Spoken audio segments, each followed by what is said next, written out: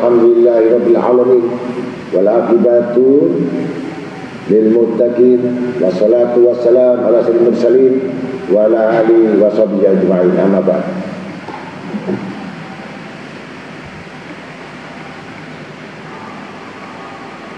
Kemaksiatan dosa yang besar. Al-insanu da'if, al-insanu nisyan, al-insanu syai'at, al-insanu minal khata', al-insanu ghafir.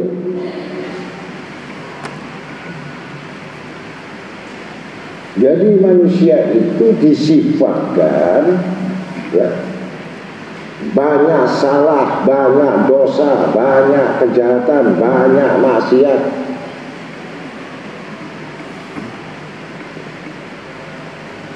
Nah, sebesar lengkung bumi, kalau memang itu dosamu maksiat kepada Tuhanmu, Allah tidak peduli. Bahkan semua obat-obatnya, dari semua penyakit, obat apapun, setiap penyakit apapun ada obatnya yang berhubungan itu dengan Tuhan. Tetapi kalau kamu tidak memiliki dosa dan salah, tapi kamu mengembangkan nafsumu. Nafsu itu api. Nafsu itu adalah api yang sifatnya mau tinggi hati, yang sifatnya adalah yang punya kedudukan yang menginginkan yang lebih dari orang lain. Ini nafsu. Hati-hati.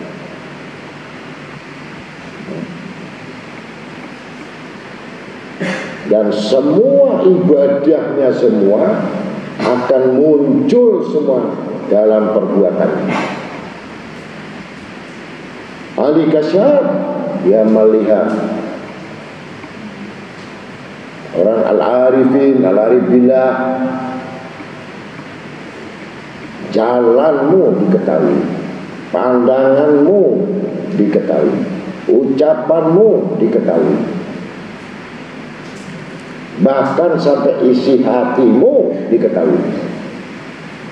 Ternyata ada unsur-unsur ya, yang ingkar kepada Allah. Maka Adam, dosanya yang asalnya surga, maksiat apapun yang dilakukan Adam, karena dia bermaksiat dengan Tuhannya, Allah membukakan pintu taubat. Tapi satu biji atom ya, ini kalau beneran nafsu ini ada sombongmu. Nafsu ini sombong.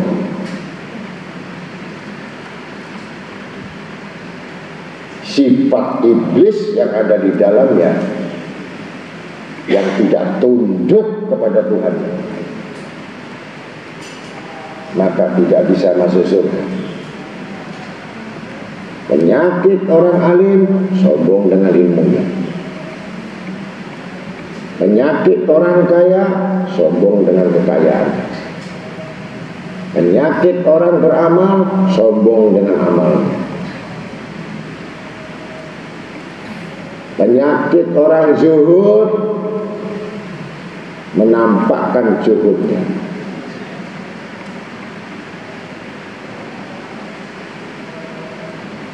Ini salah satu bentuk nafsu. Kamu bisa beramal banyak, pasti kamu mengatakan dalam dirimu, aku lebih dari kalian. Kalau kamu punya ibadah yang banyak, pasti kamu mengatakan, saya lebih banyak ibadah daripada kalian. Sekali lagi, iblis mal'un laknatullah ini, pangkatnya mukorobin sebelum terhina. Muqarrab artinya yang dekat dengan Allah,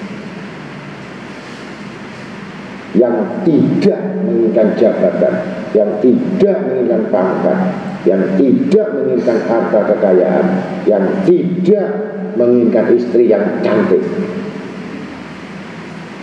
Iblis. Semua malaikat belajar semua. Jibril, Mikail, Israfil berguru pada iblis. Maka Allah menguji alladzi,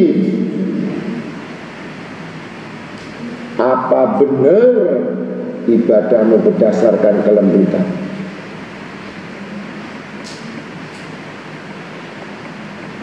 Apa benar memiliki kehalusan dalam hati? Kehalusan hati itu adalah bentuk akhlak.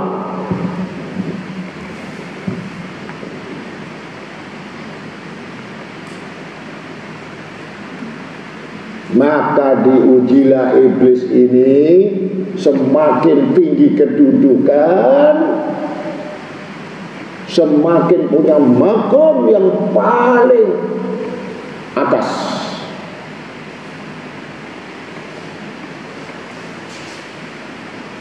Terpancang sama ibadahnya, atau terpancang pada amalnya, atau terpancang pada ilmunya, atau terpancang pada keinginannya, semua terbungkus dalam nafsu. Ini sudah dikatakan oleh Imam Hasan Basri, di zamanku saja banyak orang yang ibadah, yang mengatakan dia zuhud, yang mengatakan dia wara, yang mengatakan dia itu orang beramal saleh, bodoh, akan menuju kesesatan. Di zamanku, ini tabiin Hasan Basri. Bagaimana generasi yang sekarang? Hubud sana, hubud jah, hubud mal, hubud dunia.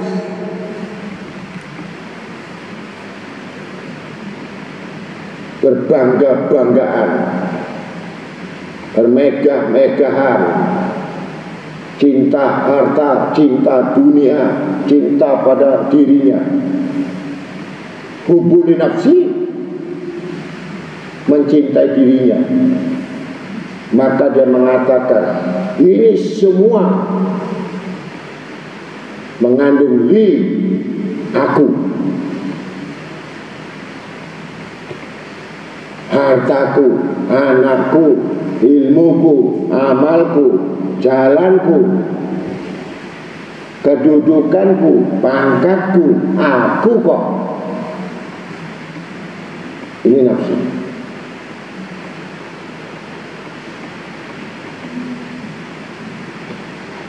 Agar aku dipandang sebagai orang yang soleh, agar aku dipandang orang yang zuhud, agar aku dipandang orang yang wara, agar aku dipandang sebagai orang wali, dengan pengikut yang banyak, bukan datang kepada Allah. Dia mendatangi manusia, bukan datang kepada Allah.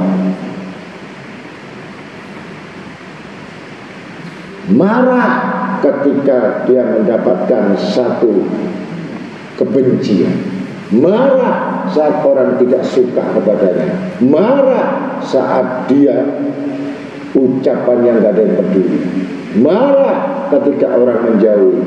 Nafsu. Pegang saya Umar bin Khattab.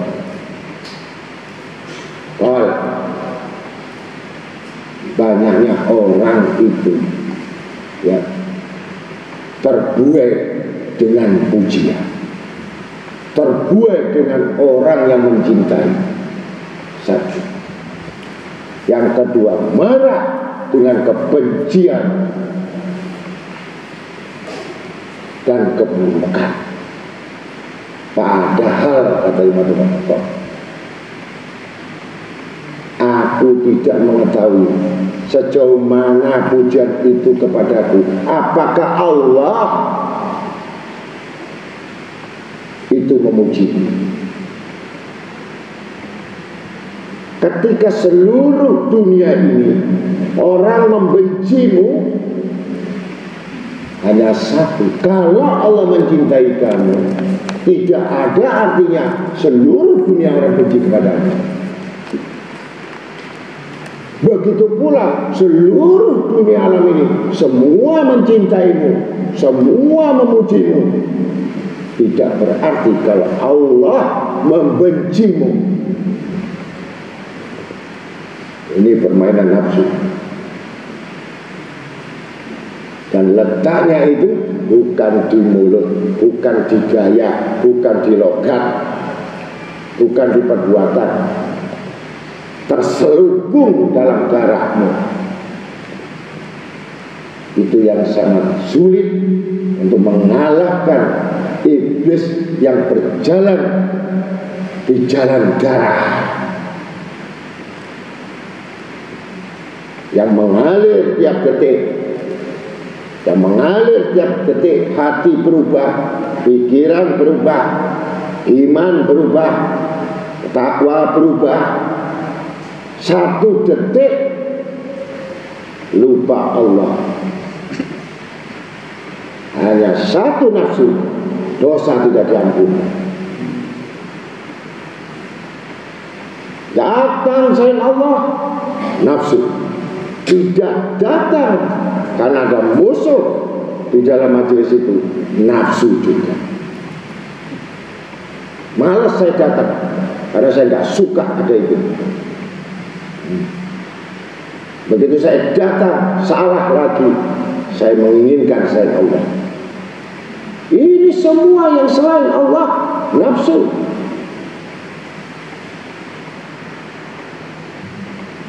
Belum bermaksiat, kamu sudah maksiat dulu pada Tuhan. Itu pekerjaannya iblis. Periksa hatimu sampai betul-betul bahwa saya mengaji, saya menuntut ilmu semata-mata karena Allah. Selain Allah berarti bukan saya. Iblis yang bergerak di dalam darah yang mengalir, maka sifat darah tadi pasti panas. Tidak ada darah yang dingin. Mengucur darah pasti panas. Itulah iblis. Panas berarti api. Api sifat.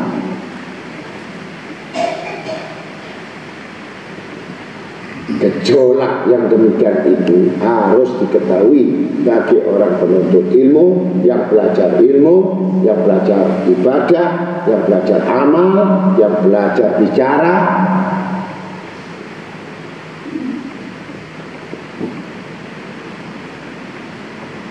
Dan mengetahui inna syaitan lakum aduwwa.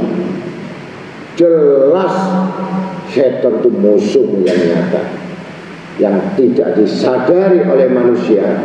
Dia sudah berurusan dengan iblis tiap detik.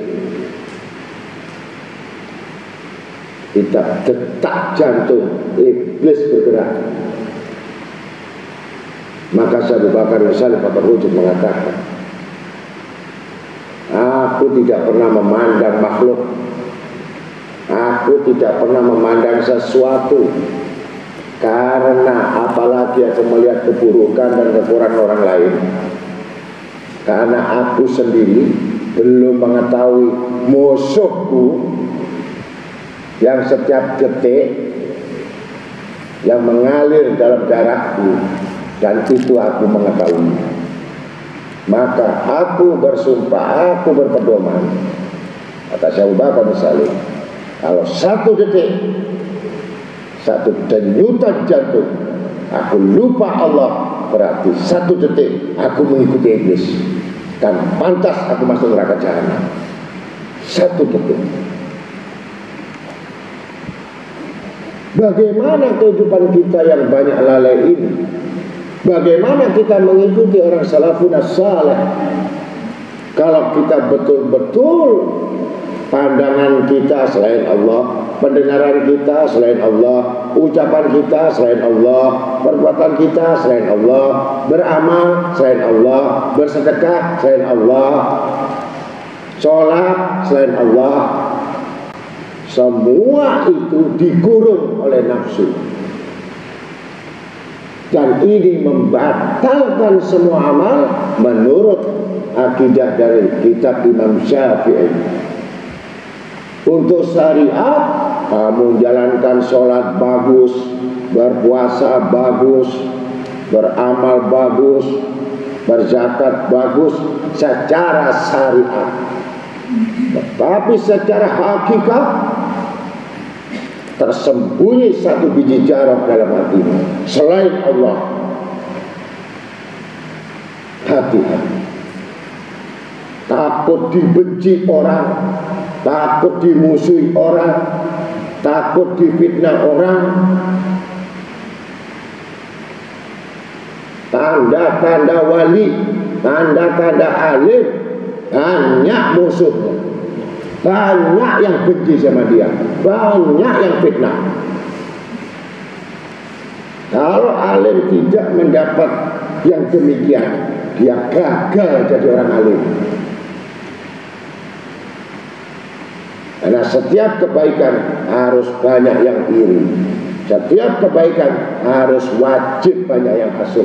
Seperti halnya Nabi Adam tidak mau tunduk, Nabi Iblis tidak mau tunduk sama Adam. Begitu pula Qabil yang tidak menjalankan seperti Habil, maka dia akan membunuh. Sekarang bukan membunuh dengan pedang, bukan membunuh dengan senjata, cukup lidahmu bisa menyembelih orang, bisa merusak orang. Cukup lidahmu, skut la takallam. Diamlah dari ucapan yang tidak manfaat. Diam dia berlaku wi'alam jalan, kurang ajar. Gantinya ngomong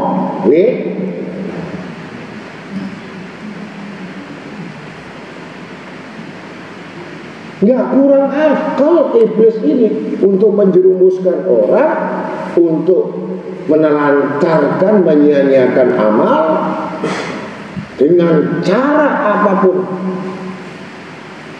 agar gugur amal satu gunung. Maka amal ibadahnya ria, kasih makanan ria. Aku kok ini ya. Syariat begini, hakikat jatuh kamu namanya. Sembunyikan kebaikan itu. Seperti kamu menyembunyikan maksiatmu itu.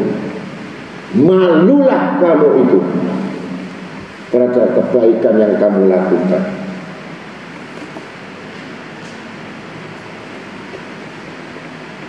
Semut aja tidak tahu, iblis pun bingung.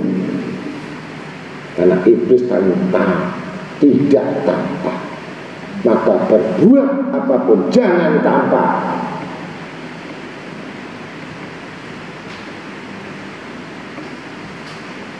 Biar Allah yang menilai, biar malaikat yang menilai. Ini yang kita takutkan. Ucapanku yang tidak tertulis di Lauhul Mahfuz, ucapanku yang tidak terdaftar. Dan aku takutkan malaikat tidak mengirim. Dan kelak aku akan bertanggung jawab apa yang aku bicarakan. Hati-hati kalam. Jangan segan-segan berani dalam kebenaran, malu dalam keburukan. Karena agama bukan perasaan, agama bukan akal-akalan, tapi agama akidah, tauhid.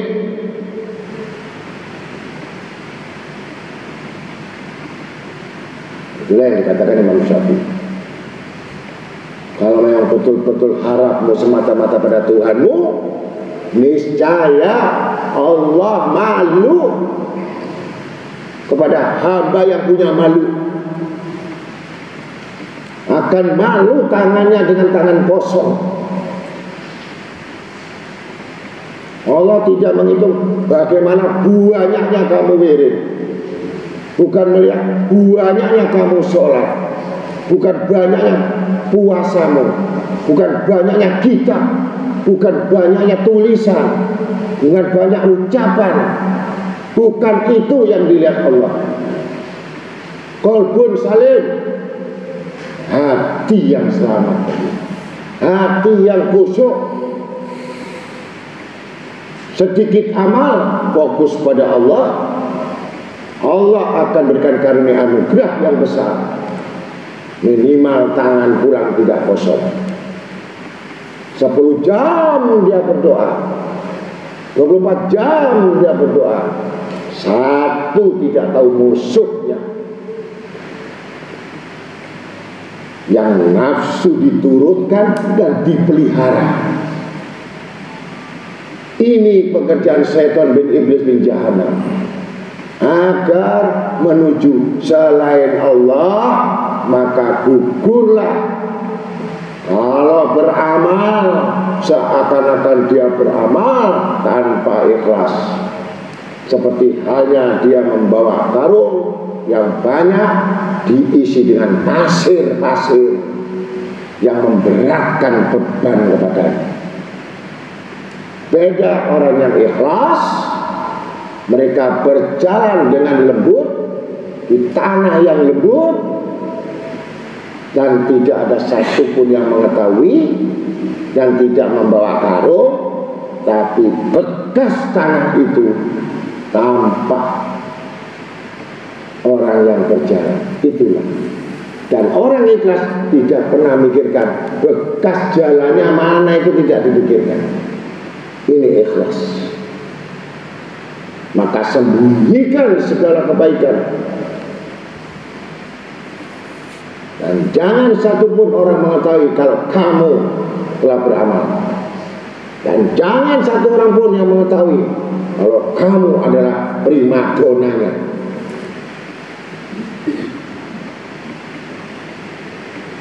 Ini ada yang nyumbang besar sama saya, orangnya nggak kelihatan, nggak mau disebut namanya, nggak mau didengar namanya, dan tidak mau disebut namanya,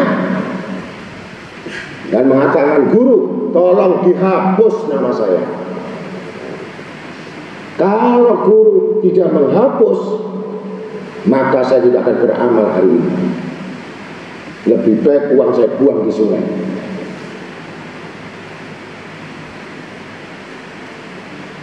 Sirullah fi khalqillah. Rahasia Allah diletakkan kepada makhluk yang dijadikan. Sirullah fi khalqillah. Berbuat baik.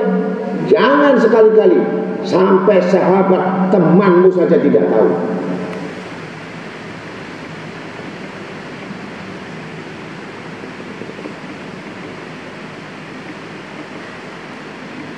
Mudah-mudahan itu yang disebutkan Imam Syafi'i, bahwa sesuatu amal cukup wakafabila nasira, cukup Allah yang mencukupi aku. Baru nanti kamu akan mendapatkan balasan. Juga tidak ada yang mengetahui. Kalau kau sembunyikan kebaikan, Allah membalas juga tidak ada yang mengetahui. Mengambil tidak diketahui, dikembalikan tidak diketahui. Mati pun tidak butuh penghormatan. Itulah orang-orang yang ingin mulia di sisi Allah. Itu semua wali, semua aulia di Hadramut, di mana semua. Gak ada wali itu masyhur, itu jarang. 10.000 di Hadramut. Kutub-kutubnya bahkan baru tahu kalau mati. Al-Imam Haddad saja, Hibatullah Al-Haddad, kalau nggak diangkat sama Sayyidina Fakih Muqaddam atau diketahui, maka dia akan menyembunyikan dirinya karena merasa malunya kepada Allah Ta'ala. Jangan sampai diketahui kebaikan-kebaikan itu di sisi manusia. Itulah untuk mengalahkan hawa nafsu. Ini banyak ulama-ulama, bisa jadi saya sendiri. Cobaan yang paling besar, terhamparnya, mudahnya harta di hadapannya. Ujian yang paling ringan, sempitnya harta, fakirnya miskin, tangisannya yang terus menerus. Tapi ketika dibukakan yang ditakutkan oleh Nabi Muhammad SAW, bukan kemiskinan umatku, hadis Nabi SAW, bukan kefakiran, ya bisa makan, itu gak ditakutkan oleh Nabi Muhammad SAW. Yang aku takutkan ketika sudah dibuka kemudahan, dibukakan semua kesenangan, dibukakan ini, yang melalaikan aku, melalaikan Allah dan Rasul, ini yang aku takutkan umatku, yang menggelincirkan dia di dalam kesesatannya. Sholat syarat, ngaji syarat, ibadah syarat, sedekah syarat, syarat melulu. Ini yang ditakutkan Nabi kita Muhammad SAW. Bukan kamu susah, bukan kamu miskin, bukan kamu fakir. Ketika kamu ngurus gampang, ini gampang, ini gampang, terlalu nyaman.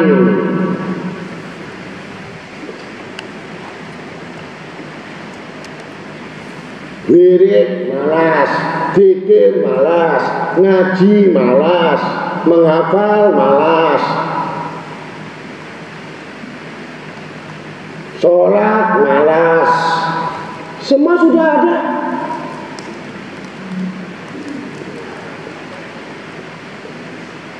Maka itulah nafsu dikuasai lagi sama iblis. Iblis dikuasai lagi oleh dunia dan kesenangannya. Lewat. Tapi lakut hayati, tidak bawa iman. Naudzubillah. Alif tergelincirnya bukan setan oleh nafsu. Ketika sudah terbuka mudahnya harta yang datang mengalir kepadanya, maka sibuk dengan hartanya, sibuk dengan bangunannya, sibuk dengan mobilnya, sibuk dengan gadgetnya. Bukan lagi sibuk dengan Allah. Hati-hati orang yang sudah longgar. Ini yang ditakutkan Nabi kita Muhammad SAW. Duduk dapat uang, bicara dapat uang, jemput mobil mewah, jemput pesawat mewah, jemput. Apakah tertuju kepada itu? Kalau tidak alim mujahidah, alim juhud, warak,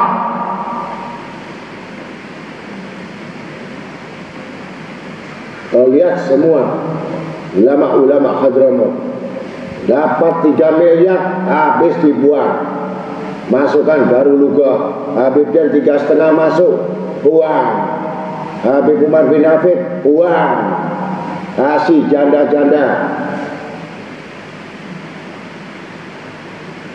Bahkan sampai tidak ada yang diberi. Termasuk guru Zaini Abdul Ghani, terlimpah dengan berlian. Tidak melupakan dia dengan sedekahnya. Tiap hari 1 sendok gula untuk cari semut beri makan. Kalau semut yang dikasih makan, apa dia minta pujian semut? Untuk menghilangkan kesombongan keakuannya, maka dia sedekah dengan semut. Semut tidak bisa memuji, semut tidak mengucapkan terima kasih, semut gak gembar-gembor, sambil menangis bahwa aku juga makhluk, cuma aku makhluk dikasih akal, sedangkan kau binatang melata.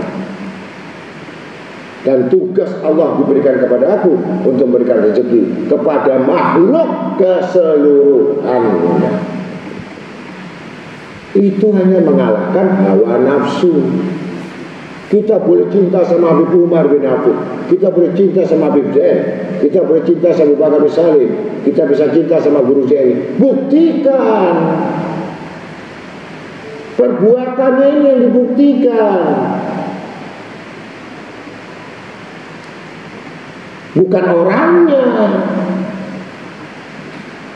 Bisa nggak kamu mengikuti perbuatannya itu? Bisa nggak kamu melakukan itu? Walaupun tidak sebanyak itu. Inilah orang yang mengambil iktibar. Banyaknya kamu kumpul sama orang soleh, banyaknya kamu kumpul wali-wali, banyaknya kamu kumpul sama ulama, tapi kamu tidak bisa mengambil perbuatan dan pekerjaannya dan kelakuannya, nasihatnya. Apa artinya 10.000 wali kutub yang kamu salami? Mayat hidup kamu, pulang kamu gak punya akal, pulang hatimu mati, pulang kamu tidak tahu,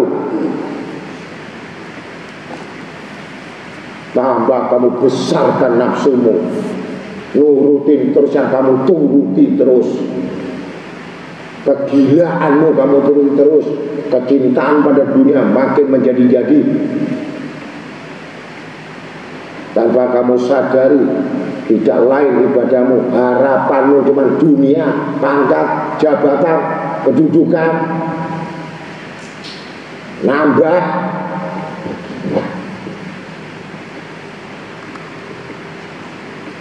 Begitu dikurangi, sangka buruk sama Allah. Allah telah marah mengambil hartaku, Allah telah benci tidak memandang aku.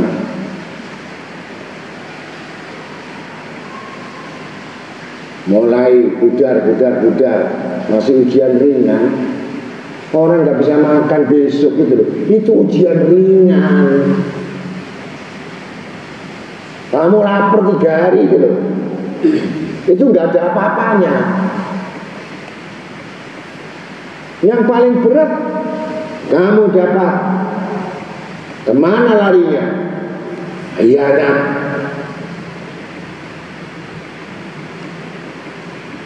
Nah, mudah-mudahan itu saya ngomong itu melebihi perang dagang tadi.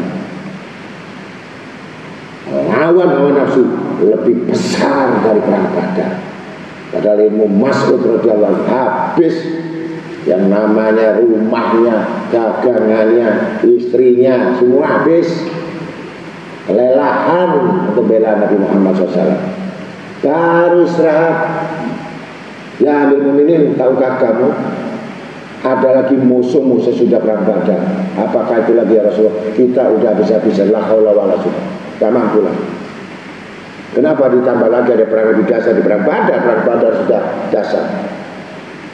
Ingat, hawa nafsu lebih besar dari perang Badar.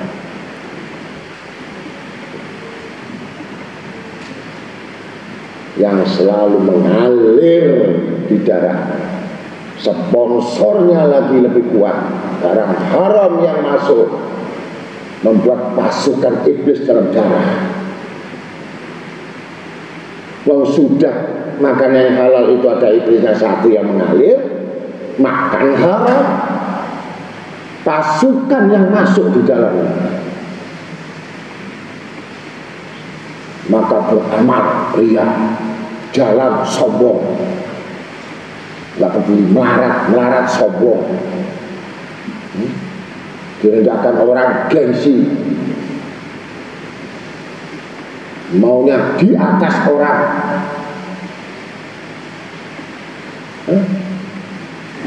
Nggak ada tawaduknya. Mau rendah hati dari mana? Yang dimakan barang panas semua. Ya mudah-mudahan ini ya. Makanya tadi dosa sebesar lengkung bumi, asal kamu bermaksiat kepada Allah, Allah tidak peduli lagi kalau Allah sudah mengampuni dosa-dosamu. Tetapi Allah akan marah kalau kamu tidak bisa menundukkan sifat sombongmu walaupun biji sawi yang mengalir di darahmu, iblis-iblis itu. Maka jatuhlah martabatmu. Maka sebiji sawi pun, sebiji atom yang ada di hatimu sombongmu, pantas kamu masuk neraka. Ini hadis Rasul Sallallahu Alaihi Wasallam. Tapi kamu satu biji sawi, takutmu kepada Allah, penyesalanmu, maka Allah tidak peduli lagi dosamu sebesar langit dan bumi. Maka demikian itulah menurut Imam Syafi'i, kendalikanlah nafsumu, kendalikanlah akalmu, maka jadi nafsul mutmainnah. Kendalikan akalmu sehingga terbitlah menjadi ahli tafakkur, berpikir. Maka dengan demikian mudah-mudahan kalau kita tidak belajar terus menerus, kita dalam sudah bodoh ditambah bodoh, pangkat bodoh, ibadah bodoh, amal bodoh, akhirnya tidak ada baginya kebodohan, semua musibah. Assalamualaikum warahmatullahi wabarakatuh.